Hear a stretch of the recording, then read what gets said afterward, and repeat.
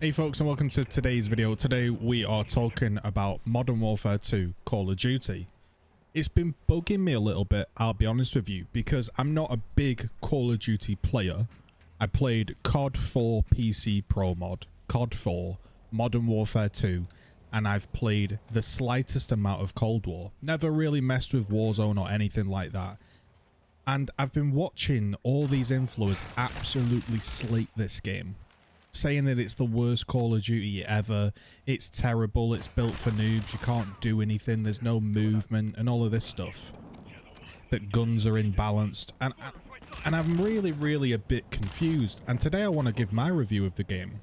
You know me, throughout my channel, I've been unbelievably honest about every single game and video that I cover. That is my niche. Might not have the biggest audience, but I am honest, and when I say something, I'm not saying it's right or wrong, but you know I'm giving my honest opinion. It's not shilled out, it's not paid up, it's my opinion, is the price. It's $59.99. Maybe you can get it for 50 quid off a key site or something like that. There's also a Vault Edition, which is some XP codes, some skins for your characters, or operators as they are called. But let's just call it the base price of $59.99. It's kind of an expensive game. There are a ton of free-to-play games out there that you can chill on. So why should you buy this game over playing those other games? So for me, how I like to value things is like $1 per hour or £1 an hour. Now, when I go to work and I walk up and I go and get my lunch, I can easily spend £3, £4, £5 on some lunch, drink, some bit of food, maybe I fancy whatever, something else, right? Get you through the day, and you spend a £5. So this is basically 10 lunches. This might be the case if you go and spend a couple dollars on your lunch and you order a takeaway for $15, and you do that a couple of times and it's Call of Duty paid for. So for me, I'm valuing it around real life things. Campaign, I think this is a superb campaign. Now, granted, I haven't played all of the Call of Duty campaigns, so I could be wrong. But for what I'm playing, the missions were very unique. We had the classic run and gun missions. You had some sniper missions, some sneak missions. You even had some missions that were like a horror movie where you had to try and escape these guys hunting you. There was ones where you had to control a camera. It was a bit like Metal Gear Solid. There was sneak aspects to the game. And it was very crisp. The graphics were incredible. Maxed out 1440p, looking superb. Solid story. It's not going to blow you away with the story, but the missions are very fun. It flows very well, and it very professionally fades in from a high-level cutscene into the game seamlessly. The people that were watching my stream weren't even sure if we were in a cutscene or I was playing at times. Sounds ridiculous, I know, but it's very good quality. Very impressed with the campaign. Gritty, the reload animations, the voicing, it's punchy, it's got impact. I think it was a very good campaign, and you could more than justify purchasing this game for the campaign and the cooperative missions, I think. Now we've got a multiplayer. Now the multiplayer is the big one, right? It's the big one. It's the one where people are saying it's no skill, it's trash. Now, maybe it's because I came from COD 4 and I wasn't knee sliding about everywhere, so I'm a little bit more okay with it. But for me, Call of Duty has always been about holding an angle, deciding I don't think anyone's around that area, I'll push up. Ah, damn, didn't spot that guy, he was camping. I'm now going to go and vengeance kill him. Might throw a nade in there, might stun him up, push him. Might climb over a block and try get a different angle. On this game, I'm having an absolute blast. I am. I think the way the weapons rank up is decent because it makes people use a variety of weapons to get to the top rank of, say, the assault rifles. You're not just using all the assault rifles. You might have to dip into other guns. And I think that makes the gameplay more varied because you're seeing people use a variety of different guns whilst they're leveling up. In general, a general balance sense, I'm not even going to talk about that. I think it's decent. Mainly, the complaints are coming from, oh, you can't knee slide, tack, sprint, cancel, do all this crazy shit, right? But you can still move fluidly. You can still find angles. You can still attack from different areas. And if you're a slightly older school gamer, you will have absolutely no issues playing this game. I think the problem comes from these Zoomers that cannot slow down. They just want to push, push, push, push, push without a brain. And they're getting upset that they might have to play slightly differently. For me, I think you should ask yourself what went wrong. Call of Duty went from being about a shooting game to about movements and kind of plates and perks and stims and all of this, right? To be as fast as humanly possible. And the art of map positioning, angles, and when to push and not to push has been lost. The only unfortunate thing about this game is it has a shit ton of aim assist. Don't get me in the comments and saying I'm wrong. I'm not wrong. It has an almighty shit ton of aim assist on a controller to the point where you're hindering yourself playing on a mouse. I'm sorry, but it's true.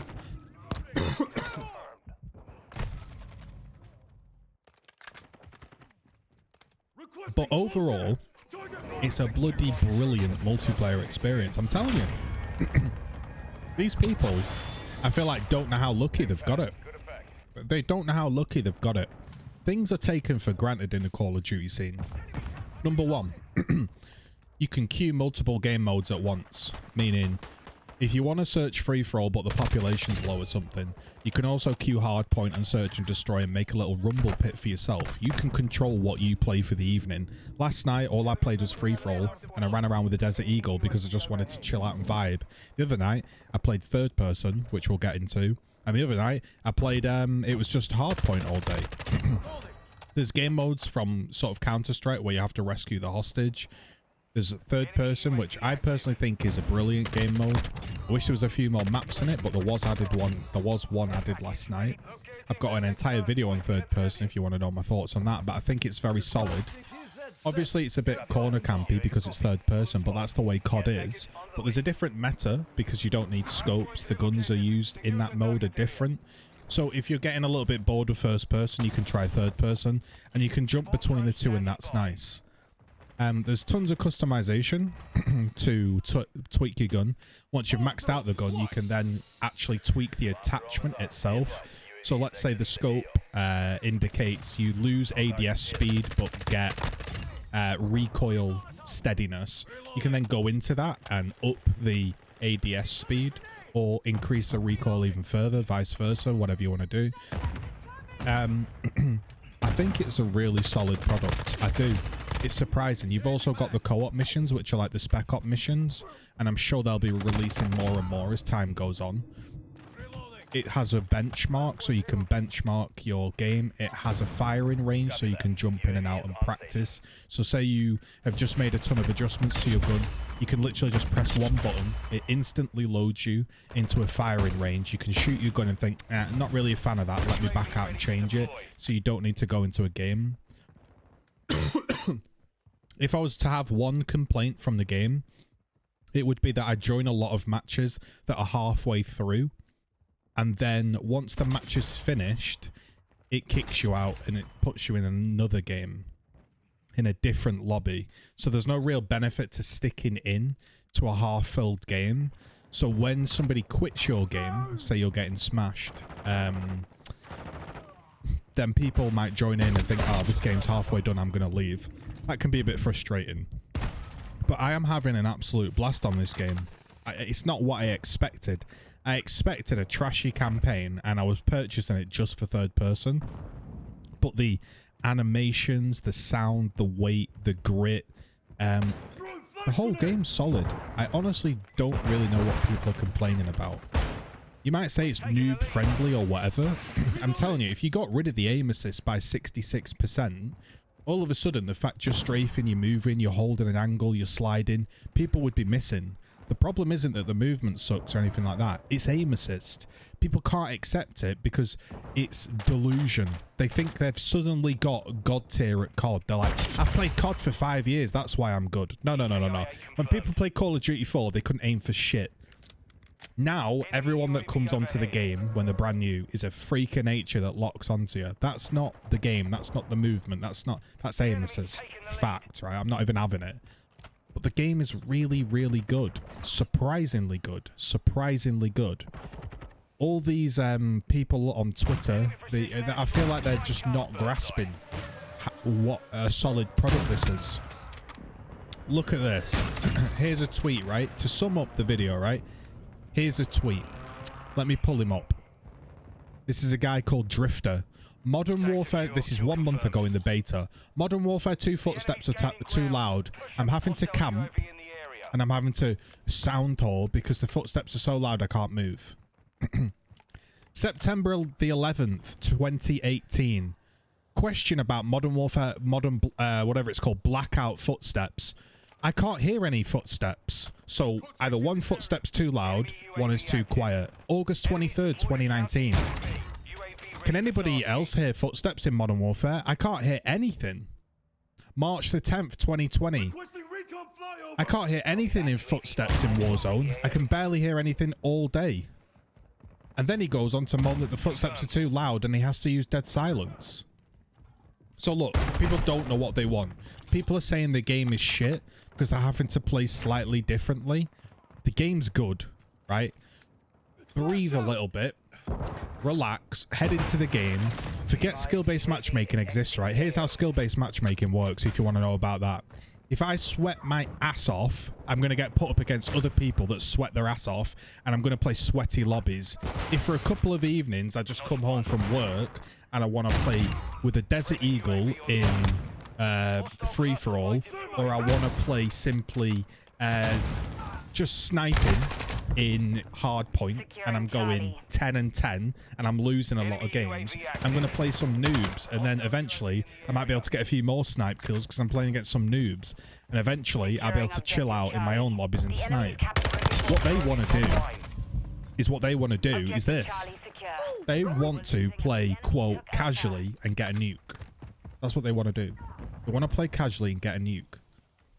That's not realistic. That's not good game design. I'll tell you why it's not good game design. Because there are millions and millions and millions of people that play this game, right? When I hop into my games, they're pretty balanced. Yes, nobody does pop off. Yes, the games are pretty close. Yes, they are kind of sweaty because the games are close, but that's what I want. When I hop onto some COD, I want to have a bit of back and forth. I want to have a fight. I'm not interested in going 50-0 and dumpstering on people. The people that are crying about skill-based matchmaking are kind of delusional. I'm sorry to say it, and I'll do a full video on it to really explain my thoughts because it's a very nuanced topic.